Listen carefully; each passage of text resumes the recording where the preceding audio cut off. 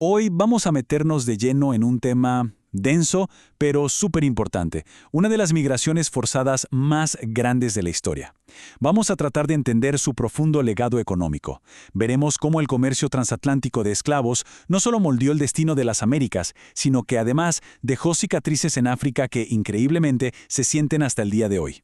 Y para entender de verdad esta historia, no vamos a empezar con números fríos, sino en un lugar muy concreto, muy potente, la isla de Gorea, en la costa de Senegal, un lugar cuya belleza, hoy en día, esconde la historia tan oscura que guardan sus muros. En 2013, Michelle Obama, que es descendiente de africanos esclavizados, describió así su visita a este lugar. Sus palabras nos conectan de una forma muy directa con la experiencia humana, ¿no? Con el terror y la deshumanización que fueron el inicio de este viaje forzado. Ahora sí, vamos a los números. Y la primera cifra es abrumadora. 13 millones. Ese es el número total de personas que fueron sacadas a la fuerza de África y llevadas a las Américas entre los siglos XVI y XIX. 13 millones de vidas. Y por si fuera poco, de esos 13 millones, imaginen esto, 1,5 millones ni siquiera llegaron, murieron durante la travesía, ese viaje brutal conocido como el pasaje del medio. Murieron en el camino. Entonces, la gran pregunta es, ¿no? ¿Cómo es que un sistema tan brutal no solo existió, sino que creció hasta convertirse en una industria masiva, que duró más de 300 años? A ver, para entender el contexto, es clave saber que la esclavitud ya existía en África. No era algo nuevo. Como había muchísima tierra, el verdadero poder venía de controlar a la gente, la mano de obra. Pero ojo, era una práctica a una escala mucho menor. Lo que estaba por cambiar drásticamente era la demanda. Y aquí entra el mecanismo que lo cambió todo, que lo aceleró de forma exponencial, el ciclo de armas y esclavos. Los europeos no inventaron la esclavitud en África, pero sí que la explotaron y la llevaron a una escala industrial. Al intercambiar armas de fuego por personas, le dieron a ciertos grupos un poder militar inmenso para capturar a otros. Y esto creó un círculo vicioso que se alimentaba a sí mismo, expandiéndose cada vez más hacia el interior del continente. Ok, ahora demos un salto y crucemos el Atlántico. Vamos a meternos en un debate que sigue muy vivo hoy en día, uno bastante politizado, sobre el verdadero impacto económico que tuvo la esclavitud en el desarrollo de países como Estados Unidos. La pregunta del millón básicamente es esta. ¿Fue la mano de obra no remunerada de millones de africanos el motor que impulsó la revolución industrial y la increíble riqueza de Estados Unidos? Y aquí el debate se pone interesante, porque hay dos lados muy marcados. Por un lado está el argumento de que sí, que el algodón cosechado por esclavos fue el combustible de la revolución industrial. Pero por otro lado, hay una visión de historiadores económicos que dicen, un momento, ellos argumentan que la esclavitud, en realidad, fue un freno para el progreso porque desincentivaba por completo la innovación tecnológica. Y lo más curioso es que esta idea no es para nada nueva. Mire lo que decía el mismísimo Adam Smith, el padre de la economía moderna, en 1776.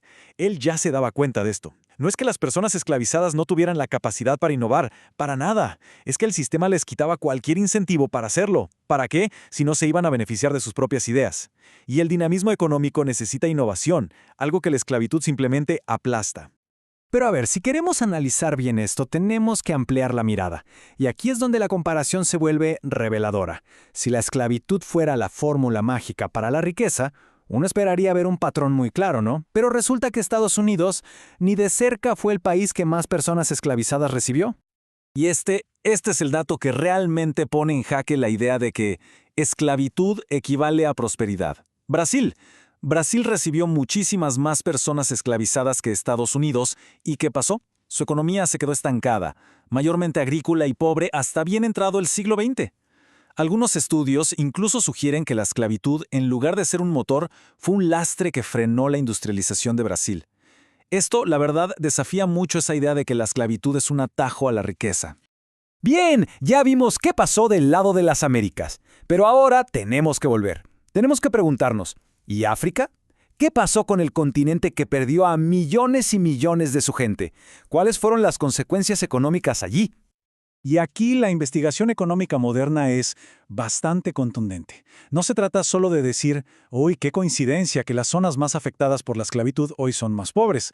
No, el trabajo del economista Nathan Nunn, por ejemplo, usa métodos súper rigurosos para argumentar que hay una relación causal. El comercio de esclavos causó directamente el subdesarrollo en muchas zonas de África.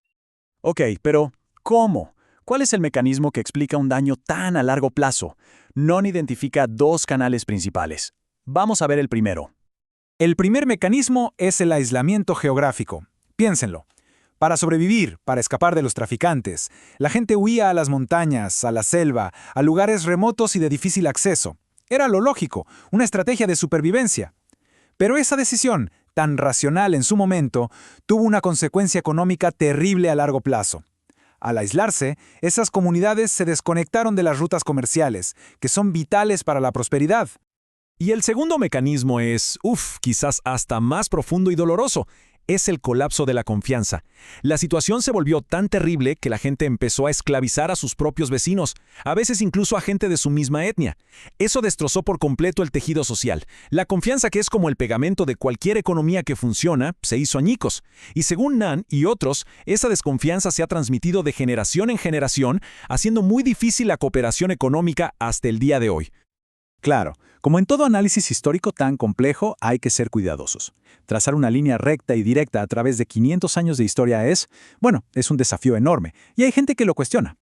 La crítica principal se conoce como la compresión de la historia, y lo que dice, en resumen, es, oye, un momento, han pasado demasiadas cosas en 500 años. No se puede culpar solo a un evento del pasado por la situación actual, ignorando todo lo demás que pasó en medio. El colonialismo, las guerras civiles, las malas políticas, el debate sobre qué tanto peso tuvo la trata de esclavos sigue abierto. Pero al final, todo esto nos regresa al punto de partida, a la experiencia humana. Más allá de los números y los debates económicos, esta frase de Michelle Obama cierra el círculo de una manera muy poderosa. Nos recuerda el profundo e innegable legado personal. La historia del comercio de esclavos no es solo un tema de cifras y teorías, es una historia que cambió para siempre el rumbo de millones de vidas, y cuyo eco, tanto económico como humano, todavía resuena con muchísima fuerza en nuestro presente.